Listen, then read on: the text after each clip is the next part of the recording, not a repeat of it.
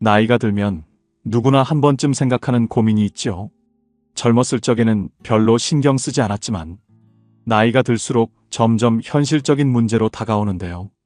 바로 혼자가 되었을 때 어디에서 어떻게 살아야 할까 하는 것입니다. 건강이 예전 같지 않고 더 이상 스스로를 돌보기 어려워진다면 선택지는 그리 많지 않습니다. 가족과 함께 살 것인가, 간병인을 고용할 것인가, 아니면 요양원에 들어갈 것인가. 하지만 가족과 함께 살자니 부담을 주는 것 같아 미안하고 개인 간병인을 두려면 경제적인 부담이 만만치 않습니다. 몸이 더 불편해지면 누군가의 밀착 케어가 필요해지는데 그럴 바엔 차라리 시설에 가는 게 낫지 않을까 싶기도 하죠. 그러다 보니 자연스럽게 요양원을 생각하게 되는데요. 그런데 정말 요양원이 우리의 마지막 선택지가 되어야 할까요? 사실 노후에 요양원을 자발적으로 선택하는 경우는 생각보다 많지 않다고 합니다. 2022년 장기요양 실태조사에 따르면 요양 서비스를 받지 않는 이유 중 가장 큰 비율인 30%가 가족이 아닌 사람의 도움을 받고 싶지 않아서였고 병원에 입원하는 경우가 21%였습니다. 다시 말해 많은 노인들이 요양원보다는 가족의 보살핌을 받거나 병원에 머무르는 것을 선호한다는 의미이지요. 또 다른 조사에서도 노인들의 거주 희망지 1위는 약 50%로 현재 살고 있는 집이었으며 요양시설 입소를 고려하는 비율은 28.7%에 불과했습니다. 즉, 요양원에 들어가는 것을 원치 않는 사람이 훨씬 많다는 뜻인데요. 대부분의 경우 요양원 입소는 본인의 선택이라기보다 어쩔 수 없는 결정이라는 것입니다. 그런데도 우리가 막연히 요양원이 마지막 종착지라고 생각하는 이유는 무엇일까요? 사실 요양시설에 대한 만족도가 높지 않은 경우도 많습니다. 환경이 열악하거나 가족과의 접촉이 줄어들면서 외로움을 느끼기도 하죠. 그러니 여러분도 요양원을 떠올리며 불안감을 느끼고 있을지도 모릅니다. 그렇다면 이제는 진지하게 고민해봐야 할 때입니다. 나이가 들어 혼자서 살 때, 그리고 나 자신을 돌보기 어려움이 있을 때 우리는 어떤 선택을 해야 할까요? 오늘은 노후에 홀로 남았을 때 요양원 말고도 어떤 대안이 있는지, 그리고 전문가들이 조언하는 행복한 노후를 위해 지금 당장 실천할 수 있는 방법들은 무엇인지 이야기해 보려고 합니다. 끝까지 시청하셔서 노년의 인생 2막을 잘 이끌어 나가셨으면 좋겠습니다. 시청하시기 전 여러분의 구독과 좋아요, 알림 설정은 저에게 큰 힘이 됩니다. 요양원에 가지 않기 위한 방법 첫 번째는 바로 치매 예방입니다. 무엇보다 중요한 건 스스로 돌볼 수 있는 기간을 최대한 늘리는 것입니다. 그래야 내 삶의 선택권이 나에게 남아 있습니다. 그렇지 않으면 결국 가족의 결정에 따라 원치 않게 요양병원에 가야 할 수도 있죠. 그러니 이제 치매 예방은 선택이 아니라 필수입니다. 다행히도 최근 의학의 발전 덕분에 치매는 초기라면 진행을 늦출 수 있는 병이 되었습니다. 하지만 약만으로 해결할 수는 없습니다. 치매 예방은 스스로의 노력이 있어야 가능합니다. 많은 분들이 나이가 들면 치매는 피할 수 없는 것 아닌가? 라고 생각하시지만 사실은 그렇지 않습니다. 일본의 한 연구에 따르면 75세 이상 노인도 치매 위험을 약 70% 낮출 수 있다고 합니다. 더욱 놀라운 점은 이를 위해 비싼 치료나 특별한 약이 필요하지 않다는 것이었는데요. 단순한 생활 습관 개선만으로도 충분했다는 것이죠. 먼저 우리는 뇌를 능동적으로 사용하도록 해야 합니다. 우리의 뇌는 근육과 같습니다. 사용하지 않으면 약해지고 꾸준히 쓰면 더 튼튼해집니다. 그런데 많은 분들이 오해하는 부분이 있습니다. TV 시청이나 라디오 듣기는 뇌를 능동적으로 쓰는 활동이 아닙니다. 물론 듣지 않는 것보다는 도움이 되겠지만 단순히 정보를 받아들이는 것일 뿐 뇌를 적극적으로 활용하는 게 아닙니다.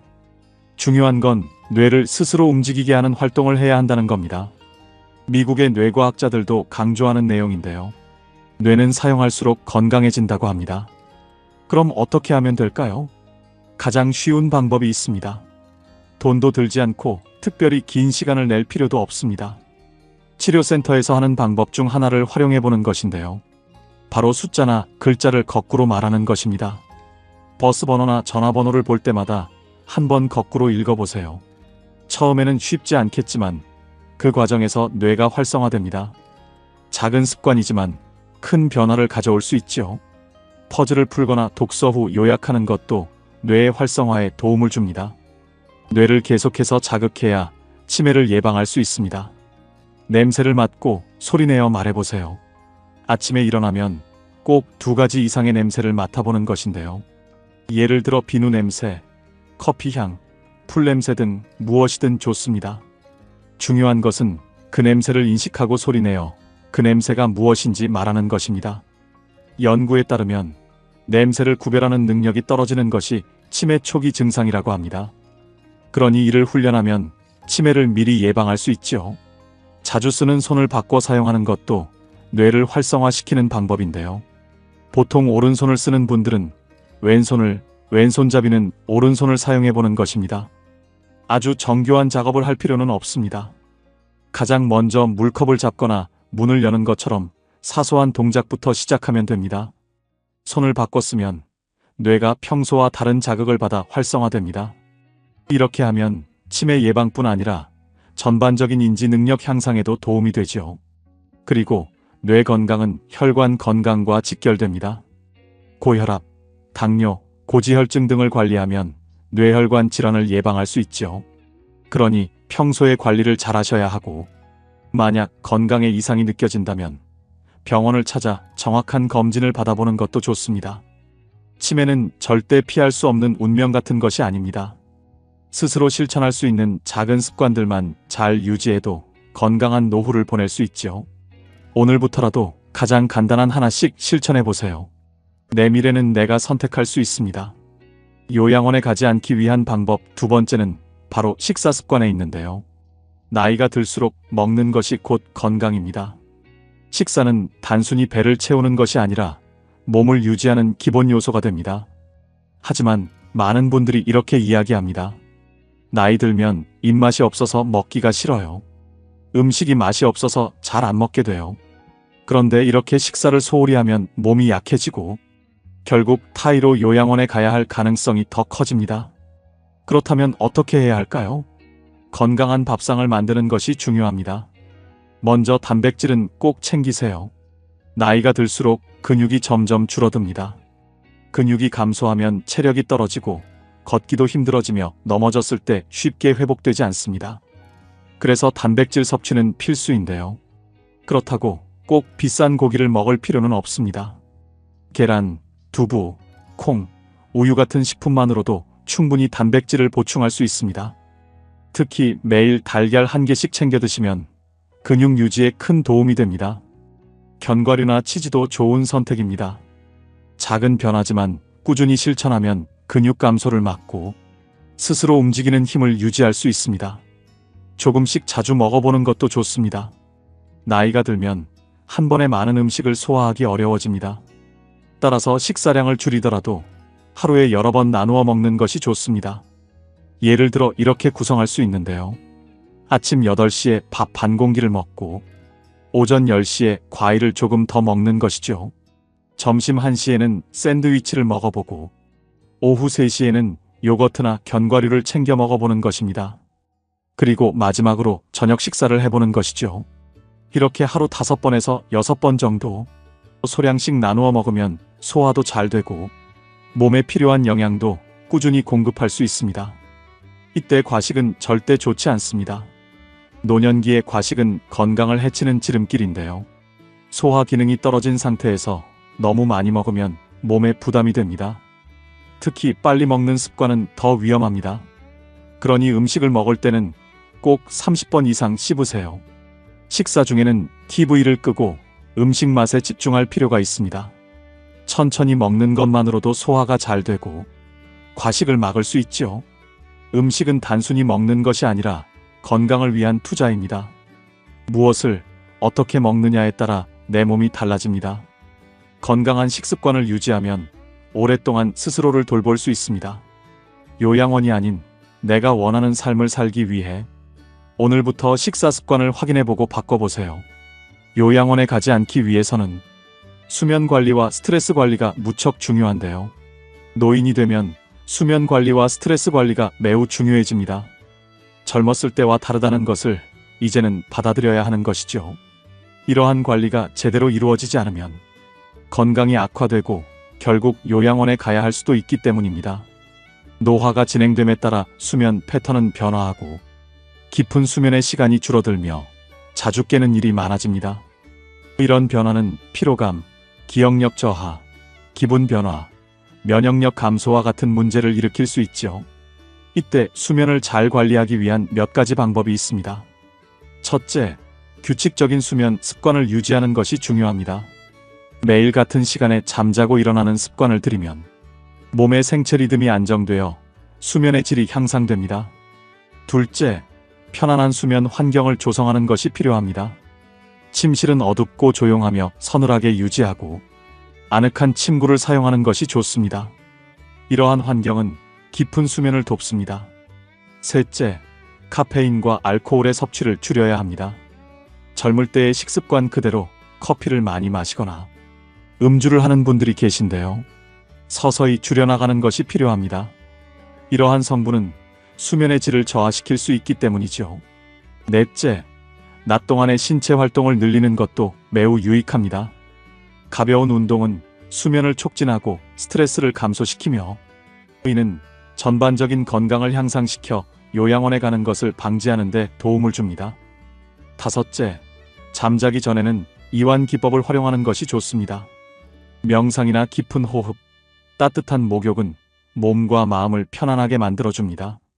마지막으로 만약 수면 문제가 지속된다면 전문가와 상담하여 적절한 치료를 받는 것도 생각해봐야 합니다.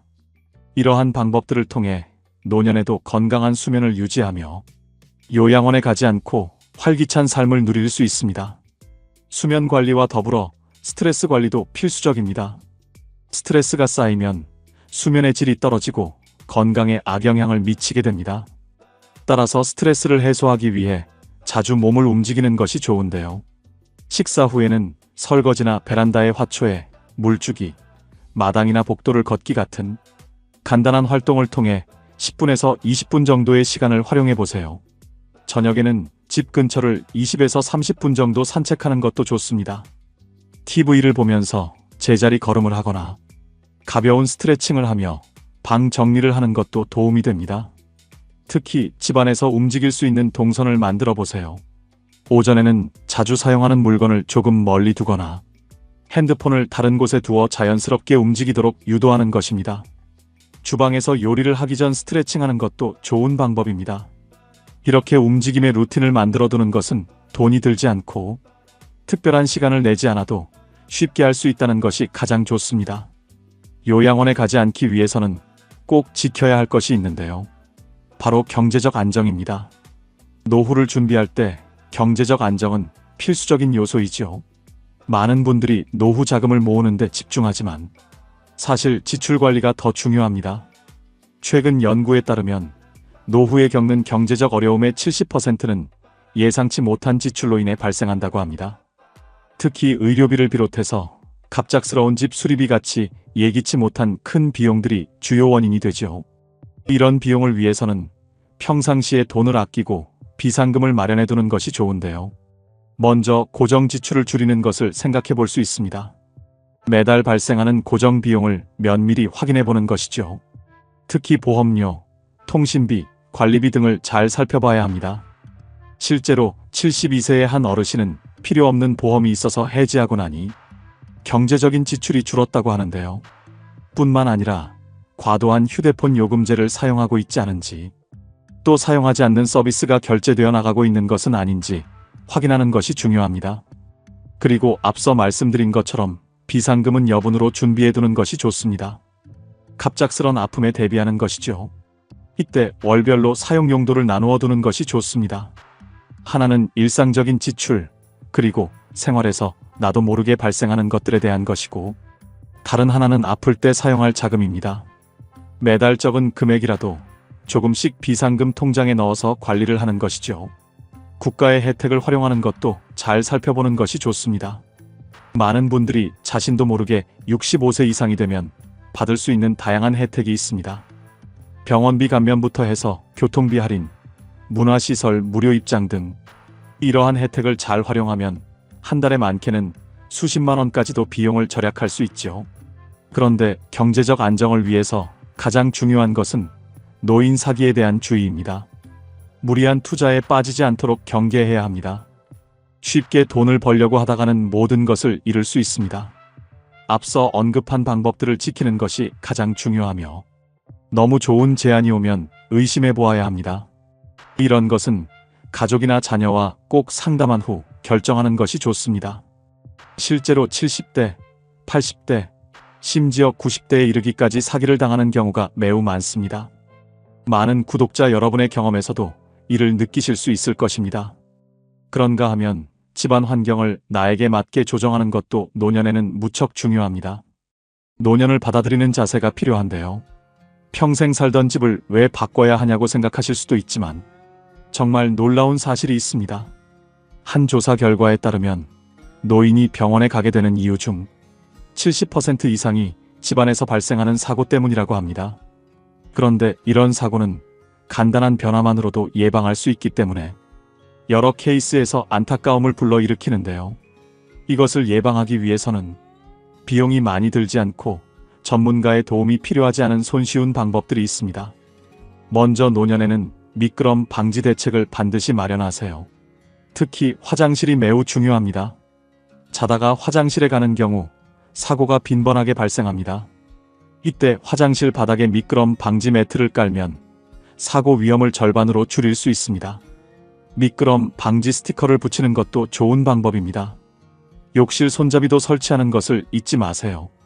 비싼 제품만을 살 필요는 없지만 튼튼한 제품인지 확인하는 것이 중요합니다. 그리고 손이 쉽게 닿는 곳에 물건을 두세요. 자주 사용하는 물건들은 허리를 굽히거나 의자에 올라가지 않아도 쉽게 꺼낼 수 있는 위치에 두도록 해야 합니다.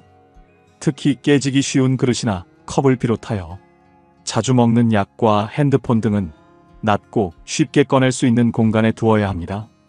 집안 온도 역시 매우 중요한데요. 나이가 들수록 온도 변화에 민감해집니다. 특히 화장실과 거실의 온도 차이는 크지 않아야 합니다. 난방 온도를 21도에서 25도 사이로 유지하는 것이 좋습니다. 온도계를 잘 보이는 곳에 두어서 수시로 확인해 주세요. 무엇보다 냉난방비가 아깝다고 하여 너무 춥거나 덥게 사는 분들이 있습니다. 하지만 노년에는 돈을 아끼려다 큰 병을 얻는 경우가 많으니 주의가 필요합니다. 집안은 밝게 만들어야 합니다. 나이가 들면 어두운 곳을 잘 보지 못합니다. 그래서 집안 모든 곳이 밝은 것이 가장 좋지요. 특히 화장실, 계단, 현관은 더 밝게 만들어야 하는데요. 밝은 전구로 교체하고 밤에도 쉽게 스위치를 켤 수 있도록 스위치 위치도 중요합니다.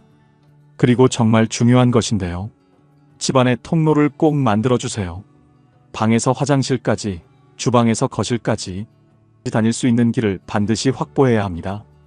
방해물은 모두 치우고 전선은 돌아다니다가 걸리지 않도록 벽 쪽에 두는 것이 좋습니다. 생각보다 노년에는 물건이나 가구에 걸려 병원에 가는 일이 많습니다. 골절상으로 고생할 수도 있으니 위험한 물건은 집안에 두지 말고 정리하는 것이 좋습니다. 혼자 정리하기 어렵다면 가족들과 함께 날을 정해 집 정리를 꼭 해보세요. 이러한 작은 변화들이 여러분의 안전을 지키고 요양원에 가지 않는 삶을 유지하는 데 큰 도움이 될 것입니다. 6번째로 요양원에 가지 않기 위해서는 지역사회 자원을 적극적으로 활용하는 것이 중요합니다.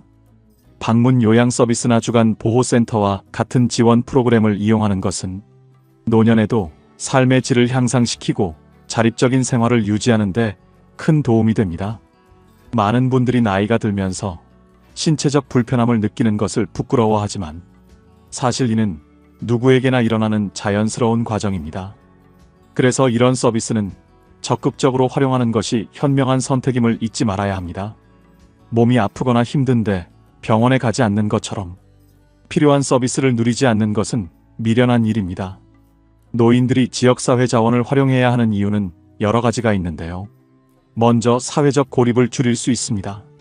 노년에는 종종 외로움을 느끼고 관계가 단절되기 쉬운데 지역사회 자원은 이들에게 소통의 기회를 제공합니다. 그리고 전문적인 지원을 받을 수 있다는 것이 좋습니다. 방문 요양 서비스와 주간 보호센터는 전문 간호와 돌봄을 제공하여 필요한 의료 서비스와 일상적인 도움을 주지요. 무엇보다 나이가 들어서도 자립적인 생활을 유지하는 데 도움이 됩니다.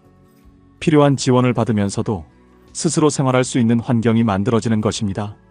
신체뿐만 아니라 정신적, 정서적 안정감도 제공합니다. 다양한 프로그램과 활동은 우울증 예방과 긍정적인 마음가짐을 유지하는 데 기여합니다. 방문 요양 서비스는 개인의 필요에 맞춘 맞춤형 돌봄을 제공하며 주간 보호센터는 안전한 환경에서 다양한 활동을 통해 노인들의 안전을 보장합니다. 또한 정기적인 건강검진과 관리로 건강 문제를 조기에 발견하고 치료할 수 있도록 지원하지요. 이렇게 사회적 활동을 참여하게 되면 자존감을 높이고 활력을 느낄 수 있습니다. 이처럼 적극적으로 지역사회 자원을 활용하는 것은 단순히 편리함을 넘어 요양원에 가지 않고도 자립적이고 행복한 삶을 영위할 수 있습니다. 무엇보다 요양원에 가지 않는다면 노년기의 외로움을 효과적으로 극복하는 것이 필수적입니다. 나이가 들면서 친구가 줄어드는 것은 자연스러운 현상이라고 많은 분들이 생각하시겠지만 그렇다고 해서 모든 사람과 단절하며 살 수는 없습니다. 인간은 사회적 동물이라는 말이 있듯이 어느 정도의 인간관계는 유지해야 하는 것인데요. 이것은 수명과도 연관이 깊습니다. 노인의학을 연구하는 기관에서 65세 이상 어르신들을 약 20년 동안 조사한 결과 사람들과 자주 소통하는 노인들은 그렇지 않은 사람들보다 평균적으로 7년 더 오래 살았다고 합니다. 뿐만 아니라 소통을 자주 하는 어르신들은 의료비도 적게 들었다고 합니다. 하지만 이 연구에서 강조하는 점은 꼭 많은 사람과 만나야 하는 것은 아니라는 것입니다. 소수의 사람이더라도 정기적인 만남이 중요하다는 것이죠. 이를 위해서는 이웃들과 자주 인사하는 습관을 들이면 좋은데요. 매일 친구나 아는 사람에게 전화를 걸어 인사하는 것도 좋습니다. 또한 길거리를 지나다니며 마주치는 사람에게 따뜻한 인사를 건네보는 것이죠. 물론 처음 시도하게 되면 어색할 수 있지만 이런 소소한 인사가 하루를 더욱 활기차게 만들어줍니다. 일부러 약속을 만드는 것도 좋은데요. 이때 자신과의 약속도 좋습니다. 일단 밖으로 나가는 것이 중요한 것이죠. 그리고 매주 누군가와 만나는 시간을 가져보세요. 꼭 특별한 약속이 아니더라도 괜찮습니다. 동네 마트에 가는 길에 이웃과 함께 가거나 복지시설에 수업을 들으러 갈 때 같은 동네 친구와 함께 동행하는 것도 좋습니다. 문화센터의 취미 강의를 수강하며 새로운 사람들을 만나고 노년에도 취미를 즐기는 경험은 가치 있습니다. 무엇보다 노년기에 새로운 것을 배우는 것은 절대 불가능한 일이 아닙니다. 요즘은 어르신들을 위한 다양한 강좌가 열리고 있습니다. 스마트폰 사용법, 그림 그리기, 악기 연주하기 등 여러 프로그램에 참여하면 자연스럽게 새로운 친구들이 생깁니다. 많은 분들이 나이가 들었다는 이유로 새로운 관계 형성을 주저하시지만 이러한 변화를 실천한 사람들은 대부분 몸과 마음이 더 건강해졌다고 이야기합니다. 아침에 일어나는 것이 더 즐거워지고 삶의 활력을 느끼게 되었다는 사람이 정말 많지요. 한 50대 여성은 80대인 어머니가 노년대학에 가서 배우고 사람들을 만나면서 더욱 젊어 보인다고 말씀하셨죠. 그리고 사람은 본래 외로움을 느끼는 존재입니다. 그래서 요양원에 가고 싶지 않다면 몇 가지 대안을 생각해 봐야 하는데요. 요양원에 들어가기 전에 생각할 수 있는 것은 바로 노인 공동주택으로의 이동입니다. 최근에는 노인 아파트가 점점 증가하고 있다고 하지요. 이러한 공간으로의 이사는 노년에 매우 좋은 선택이 될 수 있습니다. 먼저 이런 주택에서도 내 집이라는 개념은 더 큰 안정감을 주며 개인적인 생활 공간을 통해 자유를 누릴 수 있죠. 또한 공동생활을 할 수 있는 시설이 마련되어 있어 이웃과의 교류도 가능하고 서로의 삶을 나누며 도움을 주고받는 경험을 할 수 있습니다. 이러한 과정에서 외로움을 해소할 수 있으며 요양원처럼 답답한 느낌을 덜 느낄 수 있습니다. 노인 아파트에서 거주하는 것은 개인의 자립성과 사회적 참여를 높이는 데 많은 이점이 있습니다. 첫째로 노인 아파트는 독립적인 주거 환경을 제공하기에 노인들이 스스로 생활하면서 필요한 도움을 받을 수 있는 구조입니다.